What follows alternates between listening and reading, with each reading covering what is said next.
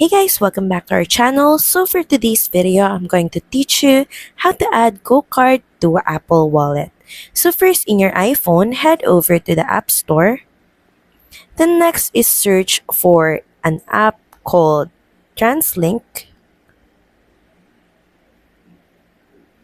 So from here, we're just going to get and download this app. So right now, there's no direct way in which you can add GoCard to your Apple Wallet.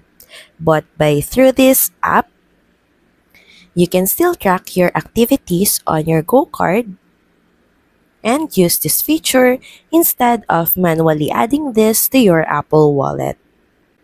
So once the app is downloaded, head over and open it. Of course, you may want to get started. It is recommended that you turn on your location, but you can proceed and close this window. Now, at the bottom right corner of your screen, you should see the More icon. So click on it. And from here, as you can see, you can access your GoCard account. Click on it. Now from here, you will be asked to log in to your GoCard account. And from there, once you're logged in, you should be able to get an access to your GoCard. It's just that you can't add it manually right now on your Apple Wallet.